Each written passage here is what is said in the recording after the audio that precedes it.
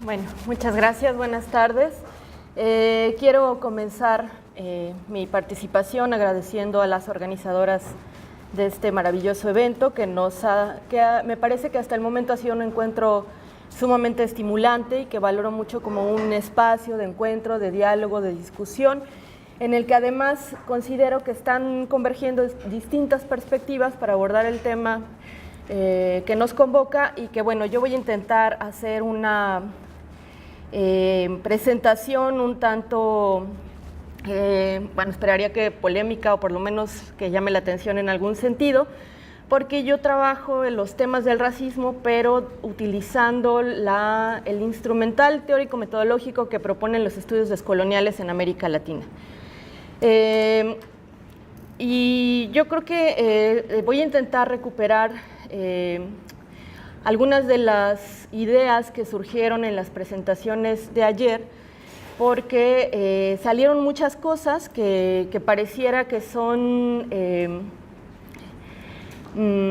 ¿cómo decirlo?, datos menores, pero que en realidad nos están aportando información para entender que hace todavía falta mucho trabajo para problematizar qué estamos entendiendo por racismo. De hecho, creo que alguien en alguna de las intervenciones de ayer preguntaba precisamente eso, ¿no? ¿Qué es el racismo, no? Es como muy complicado dar una definición, hay muchas contribuciones en ese sentido, y bueno, mi presentación está un poco centrada en tratar de recuperar algunas de esas interrogantes y ponerlas a discusión.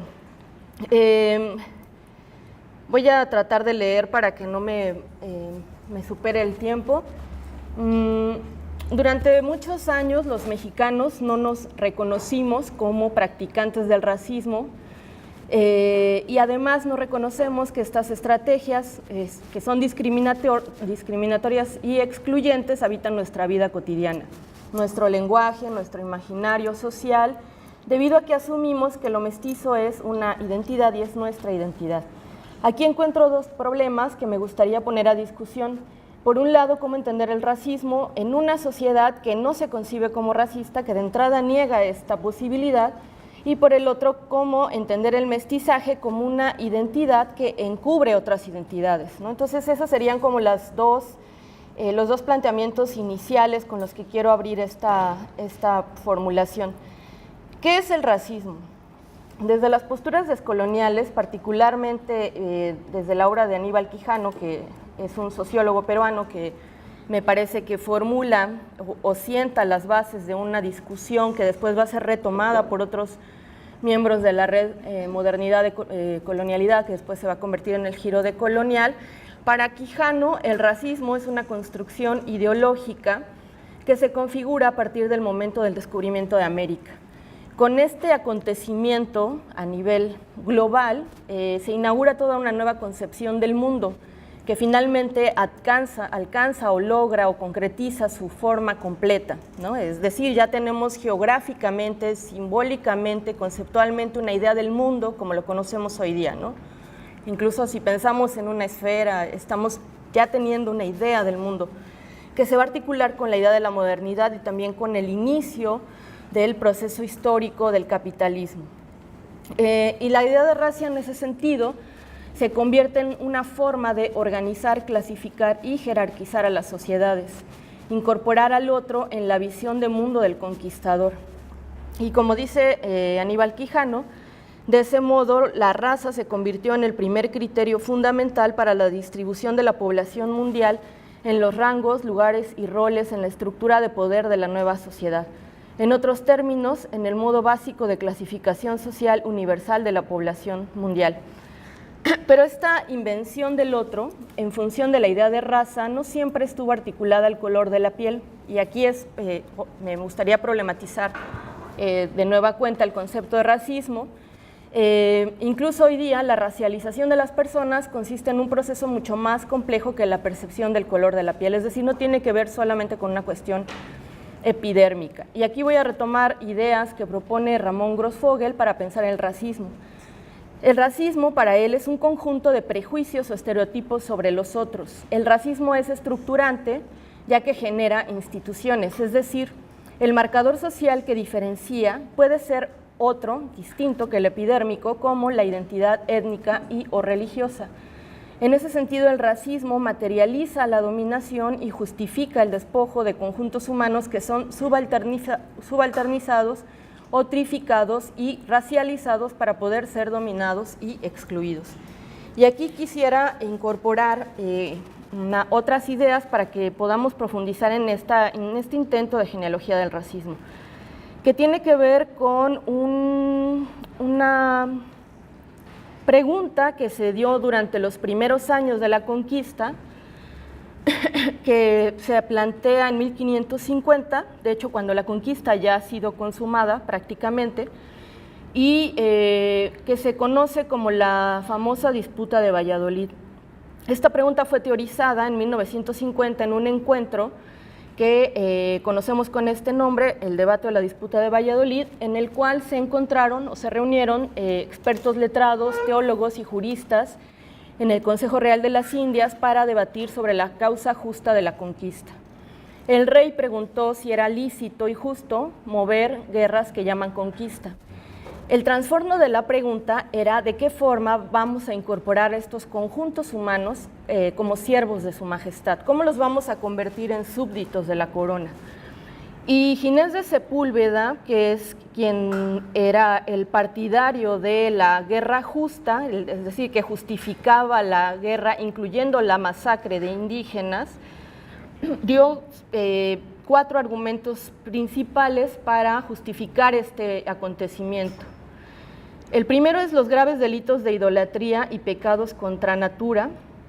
El segundo, la rudeza de sus ingenios y por ende están obligados a servir a los de ingenio más elegante como son los españoles. El tercero es sujetarse a la fe y el cuarto por la injuria que hacen entre ellos al sacrificar y comer hombres. Podemos ver entonces que en este momento los indios son considerados bárbaros porque no se rigen según la razón. En este primer momento de la colonización, el racismo hacia los indios no tiene entonces que ver con el color de la piel, sino con sus cosmovisiones. Eran idólatras, salvajes, bárbaros y por supuesto veneraban dioses inexistentes o no reconocidos por el culto cristiano con el que llegaron los españoles. Y cito a Grossfogel: contrario al sentido común contemporáneo, el racismo de color no fue el primer discurso racista. El racismo religioso, gente con religión frente a gente sin religión o gente con alma contra gente sin alma, fue el primer indicador de racismo en el sistema mundo moderno colonial, capitalista patriarcal, occidentalocéntrico, cristianocéntrico, formado en el largo siglo XVI. Y aquí introduzco otra segunda idea de Aníbal Quijano, que se articula con la anterior, y él dice que estas nuevas identidades históricas producidas sobre la base de la idea de la raza fueron asociadas a la naturaleza de los roles y lugares en la nueva estructura global del control del trabajo. Así, ambos elementos, raza y división del trabajo, quedaron estructuralmente asociados y reforzándose mutuamente, a pesar de que ninguno de los dos era necesariamente dependiente el uno del otro para existir o para cambiar. Y cierro la cita. ¿A qué se refiere con esto Quijano? A que se fue configurando históricamente una división racial del trabajo, organizada, clasificada y jerarquizada en función de estos dos elementos.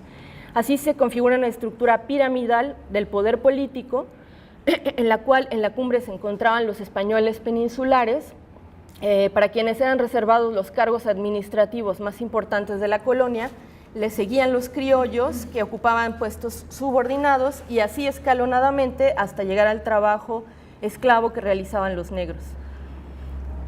Esta configuración social se mantuvo con ciertos cambios hasta las revoluciones de independencia. ¿Qué pasa en el momento de la configuración de los estados independientes? Durante el periodo de las independencias y sobre todo durante el siglo XIX, periodo caracterizado como del Estado oligárquico, poco o nada se reorganiza de esta pirámide social ya establecida durante la colonia. Hubo solo un relevo en la punta, pero no una democratización social.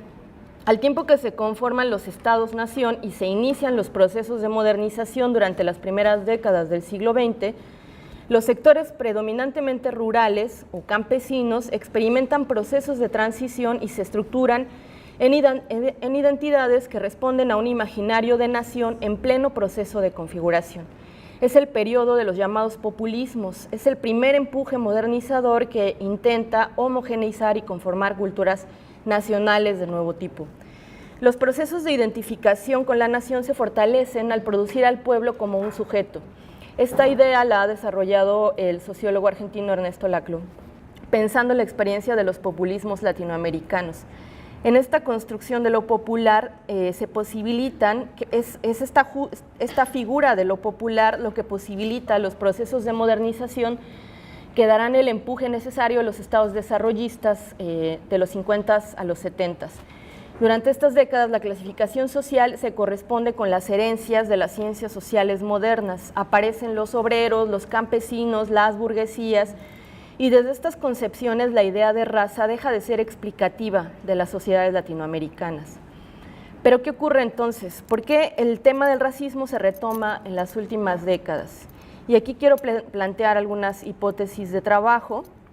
Quijano dice en alguno de sus textos que en el caso de México, el impulso revolucionario de la Revolución de 1910 se agota en la década de los 70 y que desde entonces se revela con mayor fuerza que lo que tuvimos en nuestros países fueron independencias sin procesos de descolonización. ¿Y qué significa esto? Que las relaciones de dominación y ausencia de democratización del poder se mantuvieron, pero que fueron encubiertos por dispositivos modernizadores que impulsaron el mestizaje como un mecanismo de igualación social. Es decir, no se registra una democratización social del poder, entendida como una distribución social del poder, sino que se mantiene una estructura de clasificación altamente jerarquizada, pero que invisibiliza la diferencia tras un discurso de igualdad que se expresa en el mestizaje. Este mito del mestizaje, entonces, se convierte en una idea fuerza que garantiza, por lo menos en el discurso, la igualdad social de los estados-nación en este periodo de modernización, industrialización, cambio social, etcétera, etcétera, que se registra entre la década de los 50 y los 70, pero en las últimas décadas, y aquí lo vinculo con la llegada del neoliberalismo, en esta coyuntura particular en la que la figura, el papel del Estado se va a transformar radicalmente por la primacía del mercado, esta intermediación que anteriormente fungía el Estado como mediador entre la sociedad y el mercado, reactiva el racismo, es decir, esta disociación entre la relación medianamente simétrica o equilibrada entre el Estado y la sociedad se rompe con la aparición o con el recrudecimiento del Estado como sujeto, como un actor fundamental, y esto va a reactivar al racismo. Pero además es un racismo más violento en la medida en que racializa a los sujetos racializa a los sujetos por el color de la piel, por su condición económica y por su identidad de género. Y aquí sería necesario introducir una nueva conceptualización del racismo. Pensar además el tema del cuerpo como un espacio social, que creo que se conecta con las exposiciones que me antecedieron, porque el cuerpo asume un lugar social distinto. Y es en el cuerpo en el que se van a expresar de manera mucho más acentuada las distorsiones o las diversas expresiones del racismo en esta nueva fase, es decir, en el cuerpo se van a expresar formas económicas, epidérmicas y de género. Para entender a lo que me refiero con la presencia del cuerpo, incorporo la lectura que hace Rita Segato, particularmente en un texto muy breve pero muy potente que se llama Raza es signo, y ahí la autora comienza narrando una experiencia que se da en Brasil, en el Brasil contemporáneo, como resultado del reconocimiento del racismo imperante en las universidades del país, sobre todo en las universidades estatales. En 99 me parece que hay un caso de un estudiante al cual por ser negro no se le acepta, no se le permite titularse, graduarse, y a partir de eso empieza una movilización que empieza a visibilizar que en el Brasil este discurso de la democracia racial es inexistente. debido a que solamente el 10% de la población logra ingresar a la universidad, el 10% de la población negra, siendo que es la mitad de la población del total del país.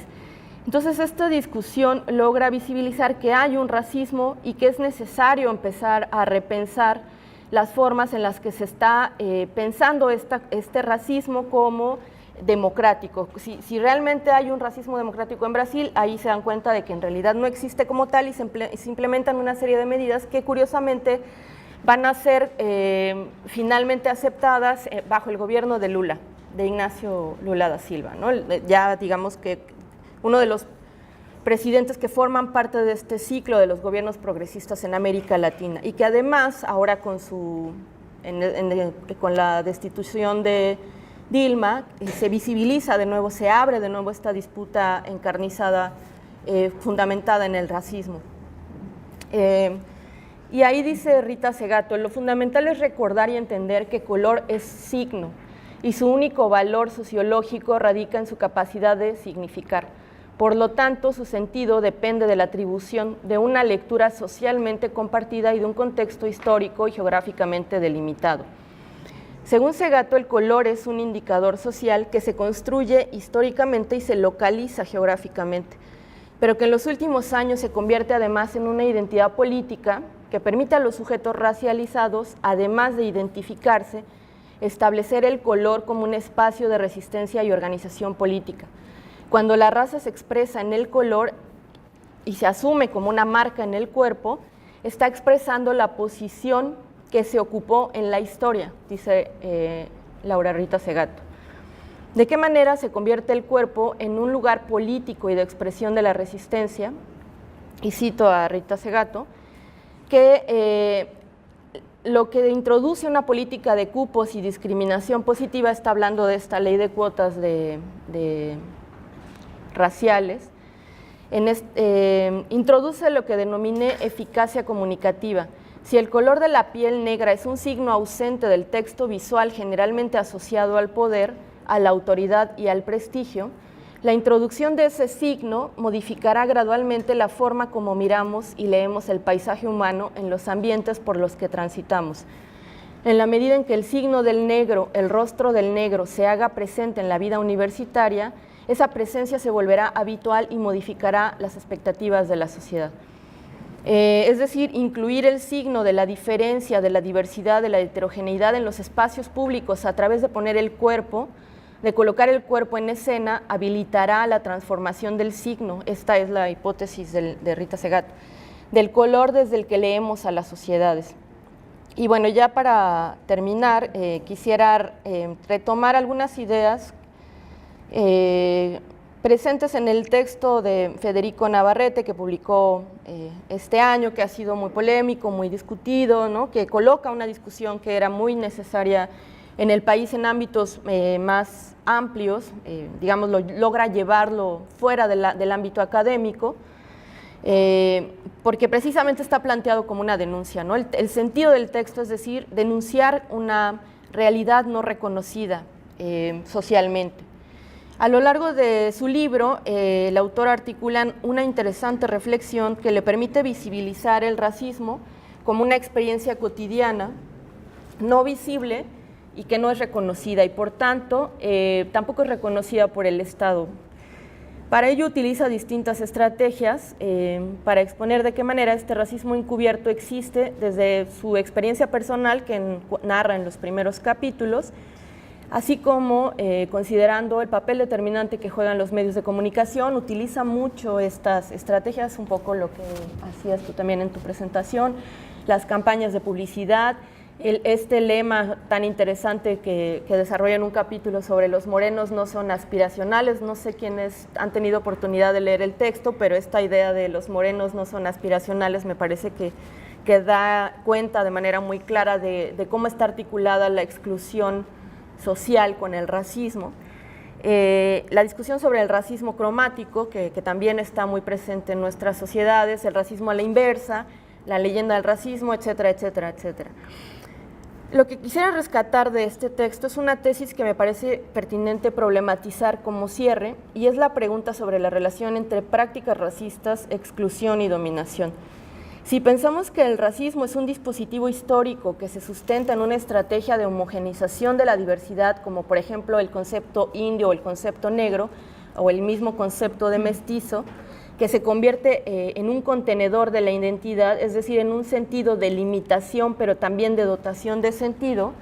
Si pensamos el racismo como una estructura de clasificación, organización y jerarquización social, que es con lo que empecé, que es dinámico y acompaña a la modernidad y al capitalismo históricamente, y a los procesos de modernización, y que la raza tiene que ver con las formas de conocimiento de los diversos grupos humanos y también con el color de la piel, pero que además sus implicaciones son la exclusión y la dominación. La pregunta es, en una sociedad como la mexicana, mayoritariamente de morenos, o que nos asumimos como mestizos, ¿no será en realidad el problema la identidad mestiza y no las identidades indígenas o negras? Si acabamos con el racismo, ¿acabaremos con la desigualdad, la exclusión y la dominación en un país como México? Bueno, yo dejaría esa pregunta en el aire y pues gracias por escuchar.